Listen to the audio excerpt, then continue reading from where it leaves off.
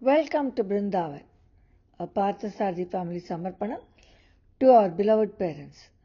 a space for enjoying Vaishnava Sampradaya, slokas, songs, Divadesa Pasarams and much more. May 1st, 2025, Chitrai Thiruvadirai, Jagadacharya, Emperumana Ramanuja Jayanti. We will recite Gadyatrayam. This is the first part, Sharanagati Gadyam. रामानुजदयापात्रं ज्ञानवैराग्यभूषणं श्रीमद्वेङ्कटनाथार्यं वन्दे वेदान्तदेशिकं श्रीशैलेशदयापात्रं दीपत्यादिगुणात्मकं यतीन्द्रप्रवणं वन्दे रम्यजामातरं मुनिम्. Our sincere Dandat Pranams and Dhanyavad to Sriman Venkat Srinivasan Swaman of Atlanta, our nephew and gem of our family, for having recited Sharanagati Gatyam Pasurams with great divinity and grace, for us to completely surrender to the lotus feet of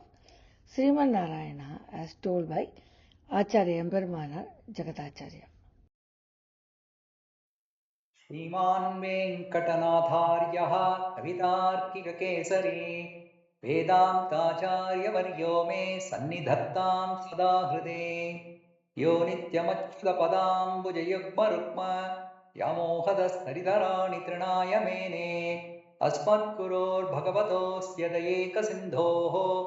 रामानुजस्य चरणौ शरणं प्रपद्ये प्रणामं लक्ष्मणमुनिः प्रतिगृह्णातु मामकम् प्रसादयति यत्सूक्तिः स्वाधीनपतिकां श्रुतिम् भगवन्नारायणाभिमतानरूपस्वरूपरूपगुणविभवैश्वर्यशीलात्यनवधिकातिशय असङ्ख्येयकल्याणगुणगणां पद्मवलालयां भगवतीं श्रियं देवीं नित्यानपायिनीं निरवध्यां देवदेव दिव्यमहिषीम् अखिलजगन्मातरम् अस्मन्मातरम् अशरण्यशरण्याम् अनन्यशरणः शरणमहं प्रपद्ये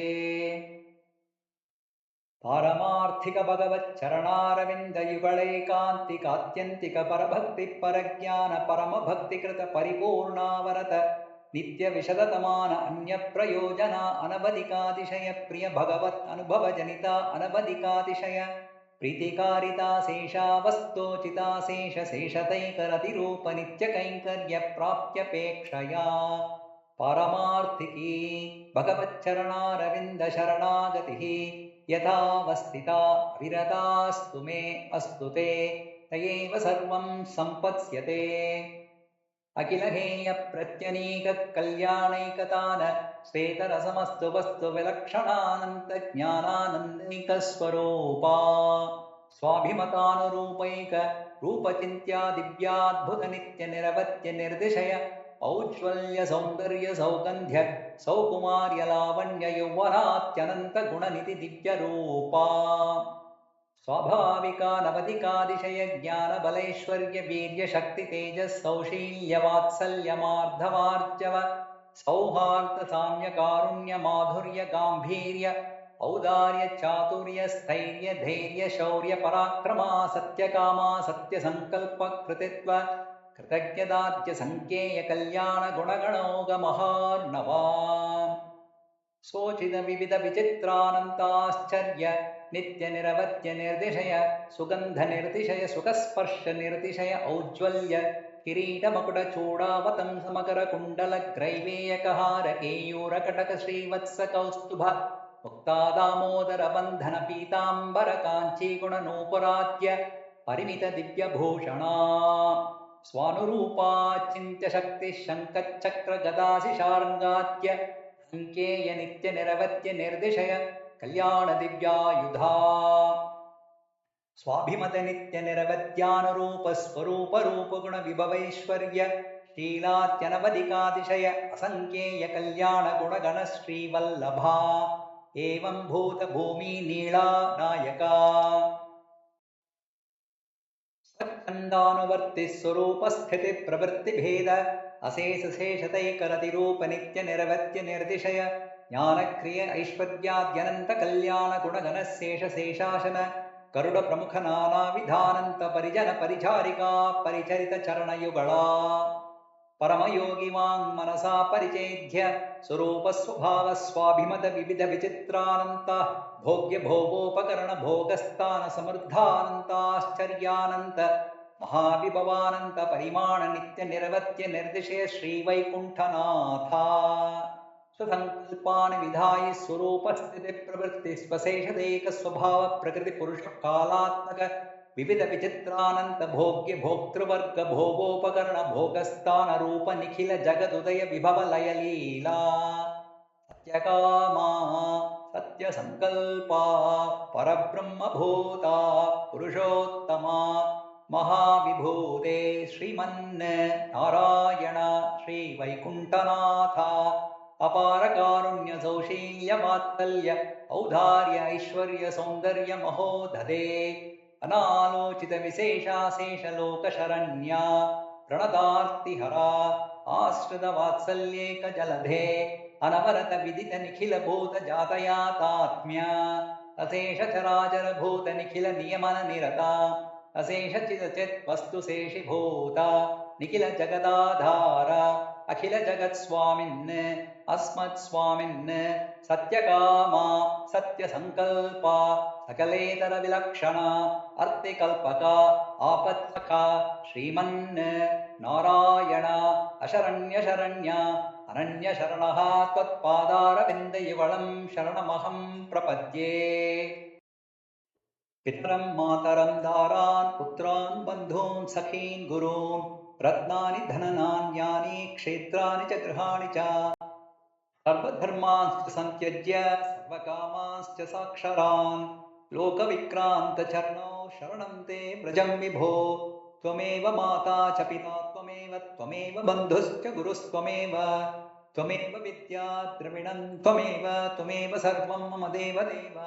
ಪಿತಾಸಿ ಲೋಕಸ್ಯ ಚರಾಚರಸ್ಯ ತ್ವಮಸ್ಯ ಪೂಜ್ಯಸ್ಯ ಗುರುರ್ಗರೀಯಾನ್ ನ ತ್ವತ್ತಮೋ ಅಸ್ಯ ಅಭ್ಯ ಅಧಿಕ ಕುತೋನ್ಯೋ ಲೋಕತ್ರಯೇತ್ಯ ಪ್ರತಿಮ ಪ್ರಭಾವ ತಸ್ಮಾತ್ ಪ್ರಣಮ್ಯ ಪ್ರಣಿಧಾಯ ಕಾಯಂ ಪ್ರಾಸಾದಯೇತ್ ಮಾಮಹಮೀಶ ಮೇಢ್ಯಂ ಪಿತೇವ ಪುತ್ರಸ್ಯ ಸಖೇವ ಸಖ್ಯುಃ ಪ್ರಿಯ ಪ್ರಿಯಾರಾರ್ಹಸಿ ದೇವ ಸೂಡುಂ ಮನೋವಾಕ್ಕಾಯೈಃ ಅನಾದಿಕಾಲ ಪ್ರವೃತ್ತಾನಂತ ಕೃತ್ಯಕರಣ ಕೃತ್ಯಾಕರಣ ಭಗವದಪಚಾರ ಭಾಗವತಪಚಾರ ಅಸಹ್ಯಾಪಚಾರ ರೂಪ ನಾನಾ ವಿಧಾನಂತಾಪಚಾರಾನ್ ಆರಬ್ಧ ಕಾರ್ಯಾನ್ ಅನಾರಬ್ಧ ಕಾರ್ಯಾನ್ ಕೃತಾನ್ ಕ್ರಿಯಮಾಣಾನ್ ಕರಿಷ್ಯಮಾಣಾಂಶ್ಚ ಸರ್ವಾನ್ ಅಶೇಷತಃ ಕ್ಷಮಸ್ವ ಅನಾದಿಕಾಲ ಪ್ರವೃತ್ತ ವಿಪರೀತ ಜ್ಞಾನಂ ಆತ್ಮವಿಷಯಂ ಕೃತ್ಸ್ನ ಜಗದ್ವಿಷಯಂ ಚ ವಿಪರೀತ ವೃತ್ತಂ ಚ ಅಶೇಷ ವಿಷಯಂ ಅಧ್ಯಾಪಿ ವರ್ತಮಾನಂ ವರ್ತಿಷ್ಯಮಾಣಂ ಚ ಸರ್ವಂ ಕ್ಷಮಸ್ವ ಮದೀಯಾನಾದಿ ಕರ್ಮ ಪ್ರವಾಹ ಪ್ರವೃತ್ತಾಂ ಭಗವತ್ ಸ್ವರೂಪ ತಿರೋಧಾನಕರೀ ವಿಪರೀತ ಜ್ಞಾನ ಜನನೀ ಸ್ವವಿಷಯಾಯಾಶ್ಚ ಭೋಗ್ಯ ಬುದ್ಧೇರ್ಜನನೀ ದೇಹೇಂದ್ರಿಯತ್ವೇನ ಭೋಗ್ಯತ್ವೇನ ಸೂಕ್ಷ್ಮರೂಪೇಣ ಚ ಅವಸ್ಥಿತಾಂ ದೈವೀಂ ಗುಣಮಯೀಂ ಮಾಯಾಂ ದಾಸಭೂತಃ ಶರಣಾಗತೋಸ್ಮಿ ತವಾಸ್ಮಿ ದಾಸಃ ಇತಿ ವಕ್ತಾರಂ ಮಾಂ ತಾರಯ ತೇಷಾಂ ಜ್ಞಾನಿ ನಿತ್ಯುಕ್ತಃ ಏಕಭಕ್ತಿರ್ವಿಶಿಷ್ಯತೆ ಪ್ರಿಯೋ ಹಿ ಜ್ಞಾನಿನೋತ್ಯರ್ಥಂ ಅಹಂ ಸ ಚ ಮಮ ಪ್ರಿಯಃ ದಾರಾಃ ಸರ್ವ ಏವೈತೆ ಜ್ಞಾನಿ ತ್ವಾತ್ಮೇವ ಮೇ ಮತಂ ಆಸ್ತಿತಃ ಸ ಹಿ ಯುಕ್ತಾತ್ಮಾ ಮಾಮೇವಾಮುತ್ತಮಾಂ ಗತಿಂ ಬಹೂನಾಂ ಜನ್ಮನಾಂ ಮಂತೆ ಜ್ಞಾನವಾನ್ ಮಾಂ ಪ್ರಪದ್ಯತೆ ವಾಸುದೇವಃ ಸರ್ವಮಿತಿ ಸ ಮಹಾತ್ಮಾ ಸುದುರ್ಲಭಃ ಇತಿ ಶ್ಲೋಕತ್ರಯೋದಿತ ಜ್ಞಾನಿನಂ ಮಾಂ ಕುರುಷ್ವ ಪುರುಷಃ ಸ ಪರಃ ಪಾರ್ಥ ಭಕ್ತ್ಯಾ ಲಭ್ಯತ್ವನನ್ಯಯಾ ಭಕ್ತ್ಯಾ ತ್ವನನ್ಯಯಾ ಶಕ್ಯಃ ಮದ್ಭಕ್ತಿಂ ಲಭತೆ ಪರಾಂ ಇತಿ ಸ್ಥಾನತ್ರಯೋದಿತಃ ಪರಭಕ್ತಿಯುಕ್ತಂ ಮಾಂ ಕುರುಷ್ವ ಪರಭಕ್ತಿ ಪರಜ್ಞಾನ ಪರಮಭಕ್ತಿ ಏಕಸ್ವಭಾವಂ ಮಾಂ ಕುರುಷ್ವ ಪರಭಕ್ತಿ ಪರಜ್ಞಾನ ಪರಮಭಕ್ತಿಕೃತ ಪರಿಪೂರ್ಣ ಅನವರತ ನಿತ್ಯ ವಿಶದತಮಾನ ಅನ್ಯ ಪ್ರಯೋಜನ ಅನವಧಿಕಾತಿಶಯ ಪ್ರಿಯ ಭಗವತ್ ಅನುಭವೋಹಂ ತಥಾವಿಧ ಭಗವತ್ ಅನುಭವ ಜನಿತ ಅನವಧಿಕಾತಿಶಯ ಪ್ರೀತಿಕಾರಿತಾ ಶೇಷಾವಸ್ಥೋಚಿತಾ ಶೇಷತೈಕರತಿರೂಪ ನಿತ್ಯ ಕಿಂಕರೋ ಭವಾನಿ ಏವಂ ಭೂತ ಮತ್ಕೈಂಕರ್ಯ ಪ್ರಾಪ್ತ್ಯುಪಾಯತಯಾ ಅವಕ್ಲುಪ್ತ ಸಮಸ್ತ ವಸ್ತು ವಿಹಿನೋಪಿ अनन्ततद्विरोधि पापाक्रान्तोऽपि अनन्तमदपचारयुक्तोऽपि अनन्तमदीयापचारयुक्तोऽपि अनन्तासह्यापचारयुक्तोऽपि एतत्कार्यकारणभूतानादिविपरीताहङ्कार विमूढात्मस्वभावोऽपि एतदुभयकार्यकारणभूतानादि विपरीतवासनासम्बन्धोऽपि एतदनुगुणप्रकृतिविशेषसम्बन्धोऽपि एतन्मूल आध्यात्मिक आदिभौतिक आदिदैविक सुखदुःख तद्धेतुतरितरो प्रेक्षणीय विषयानुभवज्ञानसङ्कोचरूपमच्चरणारविन्दयुगळैकान्तिकात्यन्तिक परभक्तिपरज्ञान परमभक्तिविघ्नप्रतिहतोऽपि येन केनापि प्रकारेण त्वयवक्ता त्वं केवलं मदीयैव दयया निःशेषविनष्टसहेतुकमच्चरणारविन्दयुगळैकान्तिकात्यन्तिकपरभक्तिपरज्ञान परमभक्तिविघ्नः मत्प्रसादलब्धमच्चरणारविन्दयुगळैकान्तिकात्यन्तिक परभक्तिपरज्ञान परमभक्तिः मत्प्रसादादेव साक्षात्कृत यथावस्थिता मत्स्वरूपरूपगुणविभूति इलोपकरणविस्तारः अपरोक्षसिद्धमन्यां यथा मत्तास्येकस्वभावात्मस्वरूपः मदेकानुभवः मत्तास्येकप्रियः परिपूर्ण अनवरत नित्यविशततमान अन्यप्रयोजना अनवधिकातिशय प्रियमदनुभवस्त्वम् तथाविधमदनुभवजनिता अनवधिकातिशय प्रीतिकारिता शेषावस्तोचिता शेषशेषतैकरतिरूपनित्यकिङ्करो भव एवं भूतोऽसि आध्यात्मिक आधिभौतिक आदिदैविक दुःखविघ्नगन्धरहितस्त्वं त्वयमर्थानुसन्धानेन सह सदैवं भक्ता यावत् शरीरपातमत्रैव श्रीरङ्गे सुखमास्व शरीरपातसमये तु केवलं मदीयैव दयया अतिप्रबुद्धः मामेवावलोकयन् अप्रच्युतपूर्वसंस्कारमनोरथः जीर्णमिव वस्त्रं सुखेनेमां प्रकृतिं स्थूलसूक्ष्मरूपां विसृज्य तदानीमेव मत्प्रसादलब्ध मच्चरणारविन्दयुगळैकान्तिकात्यन्तिकपरभक्तिपरज्ञान परमभक्तिकृतपरिपूर्ण अनवरत नित्यविशततमान अन्यप्रयोजना अनवधिकातिशय प्रियमदनुभवस्त्वं तथाविधमदनुभवजनिता अनवधिकातिशय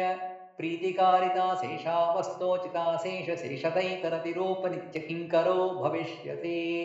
मातेवो तत्र संशयः अनृतं नोक्तपूर्वं येन च वक्षे कदाचन रामोद्विर्नाभिभाषते सकृदेव प्रपन्नाय तवास्मीति च याचते अभयं सर्वभूतेभ्यो ददाम्येतत्प्रतं मम सर्वधर्मान् परित्यज्य ममेकं शरणं व्रज अहं त्वा सर्वपापेभ्यो मोक्षयिष्यामि मा शुचः इति मयैव हि उक्तम् अतस्त्वं तव तत्त्वतो मज्ञानदर्शनप्राप्तिषु निःसंशयः सुखमास्व।